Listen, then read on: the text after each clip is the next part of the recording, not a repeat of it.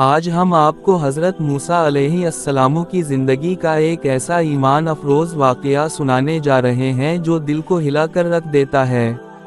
بنی اسرائیل کے زمانے میں مصر پر ایک بہت ظالم بادشاہ حکومت کرتا تھا جس کا نام فرعون تھا۔ فرعون نے خود کو خدا کہہ رکھا تھا اور لوگوں پر بے حد ظلم کرتا تھا۔ اس نے بنی اسرائیل کو غلام بنا رکھا تھا اور ان پر سخت ظلم ڈھاتا تھا۔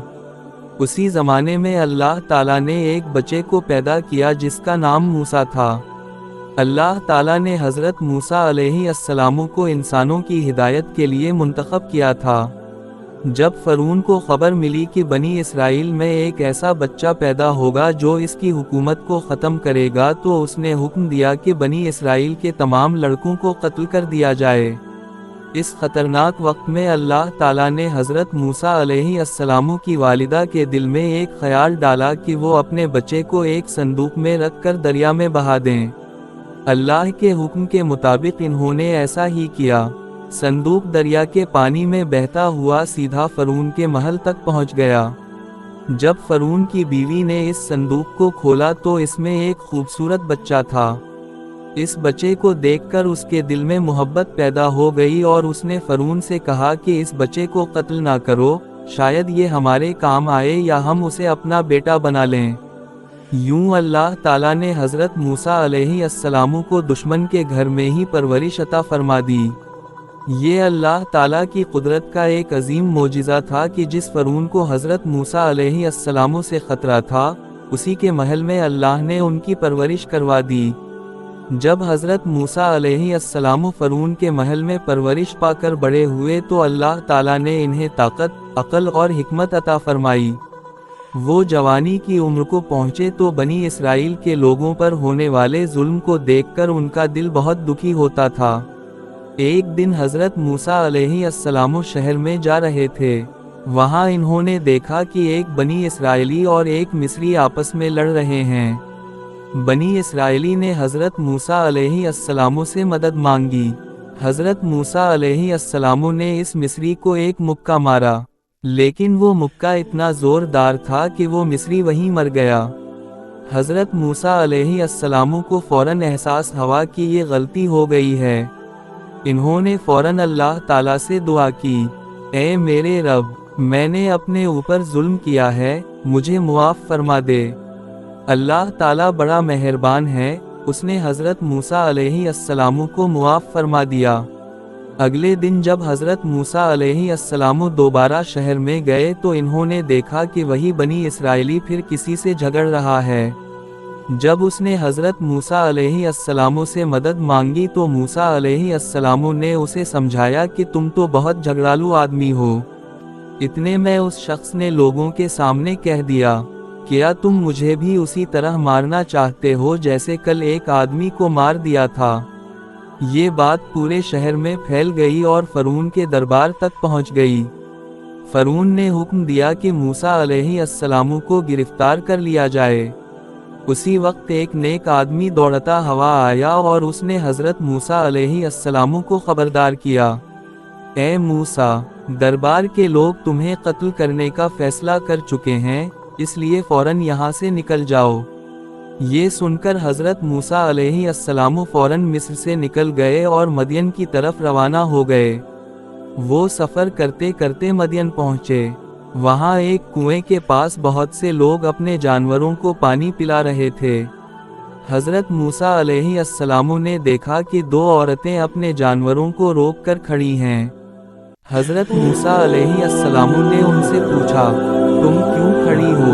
انہوں نے جواب دیا، جب تک یہ لوگ اپنے جانوروں کو پانی نہیں پلا لیتے ہم پانی نہیں پلا سکتے۔ ہمارے والد بہت بوڑھے ہیں۔ یہ سن کر حضرت موسیٰ علیہ السلام نے ان کی مدد کی اور ان کے جانوروں کو پانی پلا دیا۔ اس کے بعد وہ ایک درخت کے نیچے بیٹھ گئے اور اللہ تعالیٰ سے دعا کی، اے میرے رب، جو بھلائی بھی تو میری طرف بھیجے گا میں اس کا محتاج ہوں۔ کچھ دیر بعد ان دونوں عورتوں میں سے ایک واپس آئی اور شرماتے ہوئے کہنے لگی، میرے والد آپ کو بللا رہے ہیں تاکہ آپ نے ہماری جو مدد کی ہے اس کا بدلہ دے سکیں۔ یہیں سے حضرت موسیٰ علیہ السلام کی زندگی کا ایک نیا باب شروع ہوتا ہے۔ جب وہ عورت حضرت موسیٰ علیہ السلام کو اپنے گھر لے کر گئی تو ان کے والد ایک نیک اور بزرگ انسان تھے۔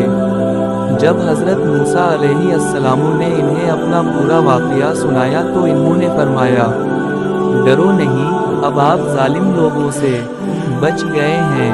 ان کی ایک بیٹی نے اپنے والد سے کہا، ابا جان، اس شخص کو اپنے پاس ملازم رکھ لیجئے، کیونکہ جو شخص مضبوط اور امانت دار ہو وہی بہترین ملازم ہوتا ہے۔ چنانچہ اس نیک بزرگ نے حضرت موسیٰ علیہ السلام سے کہا، میں چاہتا ہوں کہ اپنی بیٹیوں میں سے ایک کا نکاح تم سے کر دوں، اس شرط پر کہ تم 8 سال تک میرے پاس کام کرو۔ اگر تم 10 سال پورے کر دو تو یہ تمہاری اپنی مرضی ہوگی۔ حضرت موسیٰ علیہ السلام نے یہ بات قبول کر لی اور وہاں کئی سال تک محنت اور امانت داری کے ساتھ کام کرتے رہے۔ اسی دوران ان کا نکاح بھی ہو گیا اور ان کی زندگی سکون سے گزرنے لگی۔ کچھ سال بعد جب مدت پوری ہو گئی تو حضرت موسیٰ علیہ السلام نے اپنی اہلیہ کے ساتھ مصر واپس جانے کا ارادہ کیا۔ وہ رات کے وقت سفر کر رہے تھے۔ راستے میں انہوں نے طور پہاڑ کی طرف ایک آگ جلتی ہوئی دیکھی۔ حضرت موسیٰ علیہ السلام نے اپنی اہلیہ سے کہا، تم یہاں ٹھہرو، میں وہاں سے آگ لے آتا ہوں، یا شاید مجھے راستے کے بارے میں کوئی خبر مل جائے۔ جب حضرت موسیٰ علیہ السلام آگ کے قریب پہنچے تو اچانک ایک آواز آئی، اے موسیٰ، میں تمہارا رب ہوں، اپنے جوتے اتار دو، کیونکہ تم مقدس وادی طوی میں ہو۔ یہ اللہ تعالیٰ کی طرف سے حضرت موسیٰ علیہ السلام کے لیے نبوت کا اعلان تھا۔ اللہ تعالیٰ نے انہیں حکم دیا کہ وہ فرعون کے پاس جائیں اور اسے اللہ کی طرف بلائیں۔ پھر اللہ تعالیٰ نے حضرت موسیٰ علیہ السلام کو معجزے عطا فرمائے۔ اللہ نے فرمایا، اپنی لاٹھی زمین پر ڈال دو۔ جب انہوں نے لاٹھی زمین پر ڈالی تو وہ ایک بڑا سانپ بن گئی۔ حضرت موسیٰ علیہ السلام گھبرا گئے، لیکن اللہ تعالیٰ نے فرمایا، ڈر مت، اسے پکڑ لو۔ جب انہوں نے اسے پکڑا تو وہ دوبارہ لاٹھی بن گئی۔ جب اللہ تعالیٰ نے حضرت موسیٰ علیہ السلام کو نبوت عطا فرمائی اور فرعون کے پاس جانے کا حکم دیا تو حضرت موسیٰ علیہ السلام نے عرض کیا، اے میرے رب، میرا سینہ کھول دے، میرے کام کو آسان کر دے اور میری زبان کی گرہ کھول دے تاکہ لوگ میری بات سمجھ سکیں، اور میرے بھائی ہارون کو میرا مددگار بنا دے۔ اللہ تعالیٰ نے حضرت موسیٰ علیہ السلام کی دعا قبول فرما لی اور حضرت ہارون علیہ السلام کو بھی ان کا مددگار بنا دیا۔ اس کے بعد حضرت موسیٰ علیہ السلام اور حضرت ہارون علیہ السلام دونوں فرعون کے دربار میں گئے اور اسے اللہ تعالیٰ کا پیغام سنایا۔ انہوں نے فرمایا، ہم رب العالمین کے رسول ہیں، بنی اسرائیل کو ہمارے ساتھ جانے دو اور ان پر ظلم نہ کرو۔ فرعون بہت غرور اور تکبر میں تھا۔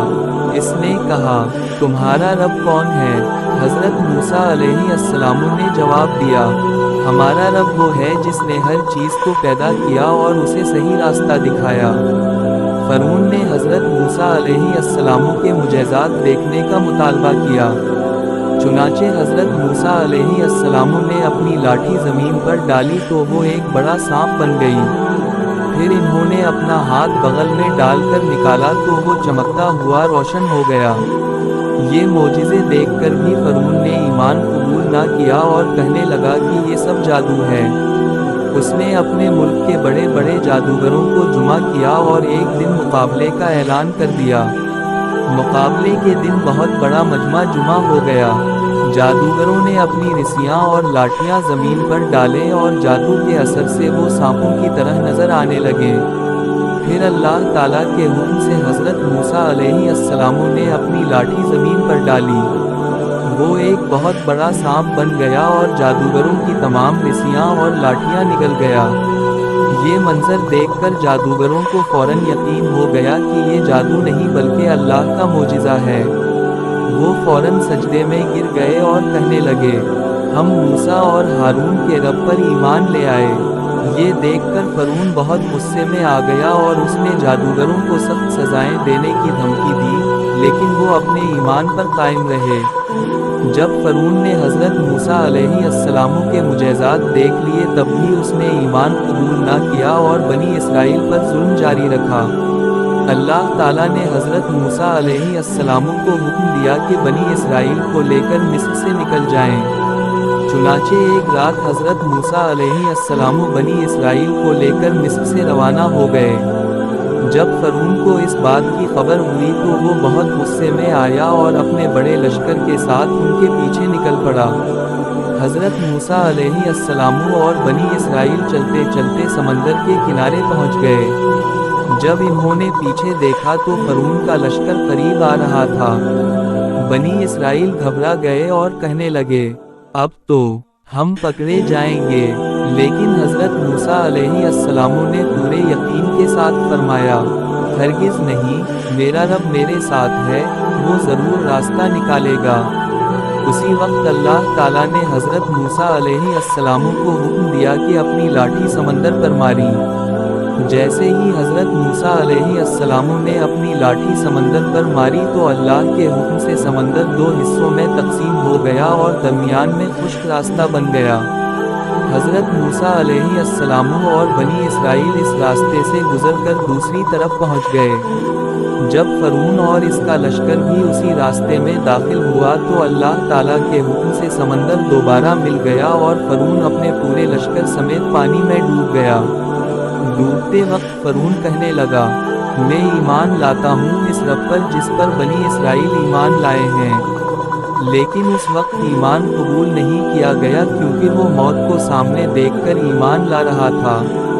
یوں اللہ تعالیٰ نے حضرت موسیٰ علیہ السلام اور بنی اسرائیل کو نجات دی اور فرعون کے ظلم کا ہمیشہ کے لیے خاتمہ کر دیا۔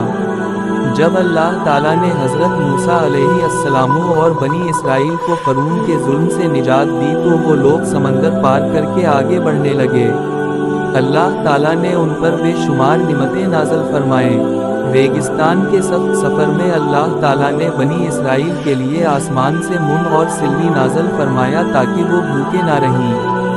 دن کے وقت اللہ تعالیٰ بادل بھیج دیتا تھا تاکہ انہیں بھوک سے بچاؤ ملے۔ کچھ عرصے بعد حضرت موسیٰ علیہ السلام کو اللہ تعالیٰ نے طور پہاڑ پر بلایا۔ وہاں اللہ تعالیٰ نے انہیں تورات عطا فرمائی تاکہ وہ بنی اسرائیل کو اللہ کے احکام سکھا سکیں۔ حضرت موسیٰ علیہ السلام جب 40 دن کے لیے طور پہاڑ پر گئے تو ان کی غیر موجودگی میں ایک شخص جس کا نام سامری تھا اس نے لوگوں کو بہکانا شروع کر دیا۔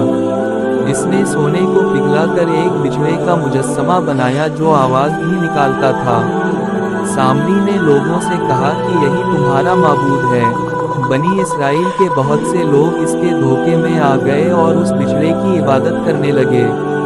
جب حضرت موسیٰ علیہ السلام طور پہاڑ سے واپس آئے اور انہوں نے یہ منظر دیکھا تو انہیں بہت دکھ اور غصہ ہوا۔